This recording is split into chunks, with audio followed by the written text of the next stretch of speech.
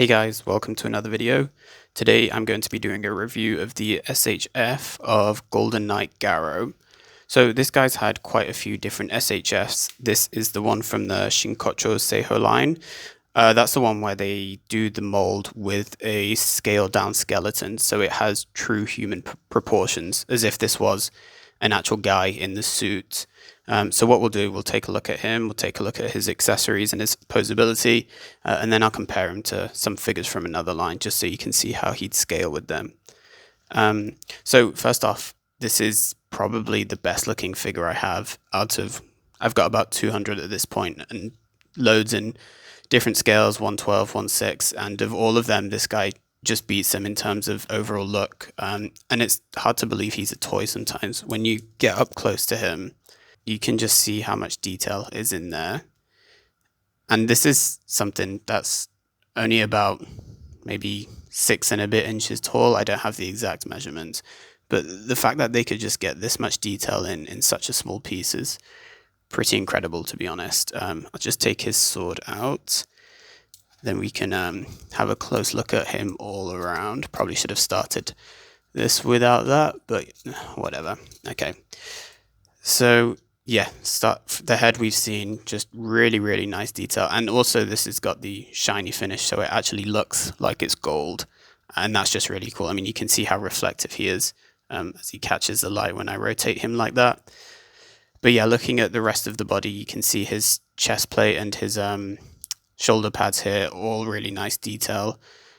Not loads of paint on this figure, but it doesn't need paint because it has all of this shiny plastic. And yeah, he's shiny all over. If you look at the back as well, you can see just even more detail, just so much sculpted in. I mean, just look at the back of his leg there. And this is something they don't need to do because it's the back of the figure, but they still do. And they've really done an incredible job. Another great thing about this is he only costs about, I got mine for less than 10,000 yen, which is less than $100 US. And that is really good for a figure of this quality, I think. I mean, you have some super action statues that cost more than this, and they don't have this level of quality. I mean, same with, you can say that about any line, to be honest. Just in my opinion, this is the best that Bandai have made. So that's that about the figure. Let's look at the accessories. So you have already seen his sword. And again, the detail on this is really clean. I like how at the top, you can kind of see that it fades off like that. It does look like it's, I mean, it doesn't exactly look metal, but the sort of runes on the sword really catch the light nicely. And I think that looks really cool. He also comes with a hilt for the sword. Sheath, wrong word there. And the good thing about this is you can actually take this piece out. So if you want to pose him holding the sheath and the sword, you can do that. If you just want him holding the sheath sword, you can also do that. So you have a few different options there. This chain here is made out of metal. Looks like the whole figure is, but that's all. His hands, so on him right now, I have his sword holding hands. And again, the details on this is just really nice for something so small. And he also comes with 2 sort of action posing hands, 2 standard fists. I believe these are the ones that he has out of the box. And he does also have 2 of these hilt holding hands. But my cat knocked the other one on the floor, so I can't grab that right now. But it's exactly the same, just on the opposite side. So he comes with a decent amount of accessories. There is actually another version of this Garo, who I think is his son, that comes with a cape. And it's a nice cloth wide cape. It does look cool. I actually was originally going to get the caped one, but I couldn't find that one for any less than $180. So it's the difference between this one less than $100 without a cape, that one with a cape for $180. So I thought it's basically $80 for a cape. So I wasn't going to do that. And I think I prefer him without it now that I have this one, but it might just be because I'm used to this. So yeah, we'll take a look at the posability. And I am actually pretty surprised how well this guy poses. You can't do any super crazy like Spider-Man poses or anything. But for something that's got all of this armor, he does pose really well. So we'll take a start at the head. Doesn't really look up much, but he can look down a fair amount. I think it's just a standard double ball peg for the neck. Can I take the head off? Okay, so the peg's actually at the bottom of the neck, and that might just be a hinge. Yes, that is just a hinge. I'll put that back in. Shoulders.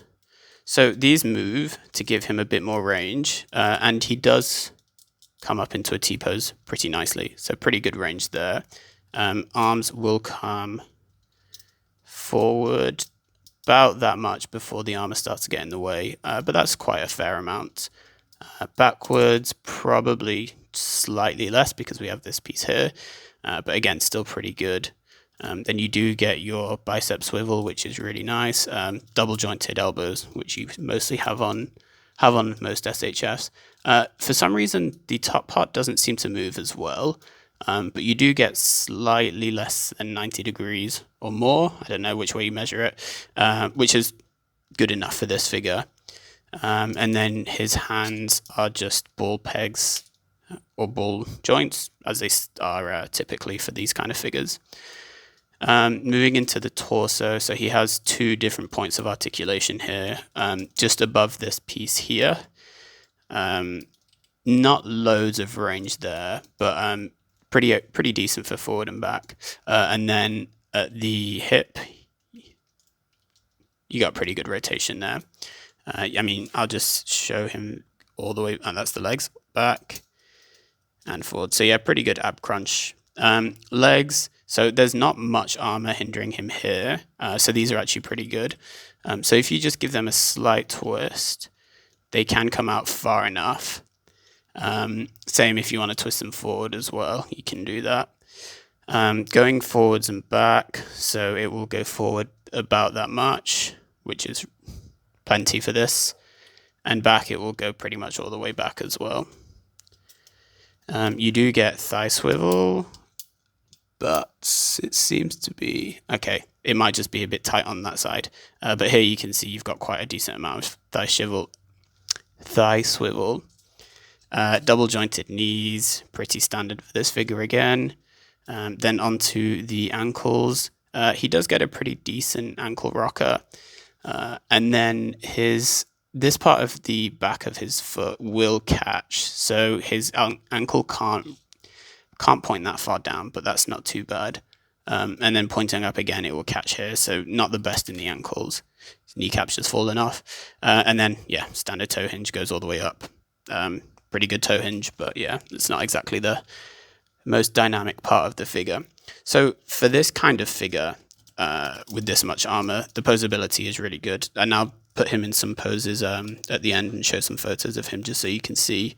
But before I do that, I will compare him to some other figures from some other lines, just so you can see how he would scale with them. Okay, so first up, we will do a Lightning Collection Power Ranger. So I have the red In Space Ranger here, and he's about the same size as your standard Marvel Legend. So yeah, you can see they're pretty much the same height. His horns maybe give him a little bit, but they're more or less in the same scale. Next up, I have Kamen Rider Wizard from Kamen Rider Wizard. And you can see he's slightly smaller as well. He's actually from the same line, the Shinkocchou Seihou line. So it's about the right size as you would expect. They probably do share some parts like the elbow joints and knee joints. So those two scale pretty well. Next up, I have Dio Brando's Super Action Statue from Part 1. So yeah, the Part 1 figures are I think the biggest ones.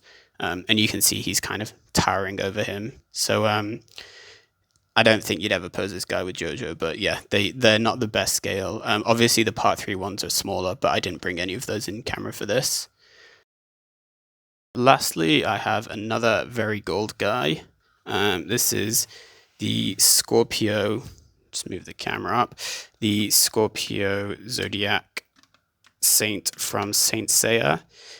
He's not got any official scale, but he's kind of in the 1/10 scale. So if I just put him directly in front, you can see he's quite a bit taller. But I just thought for anyone who collects that sort of scale, you can compare them using this. So yeah, that will do it for this video. I'll put some pictures up now. Thanks for watching, guys. See you in the next one.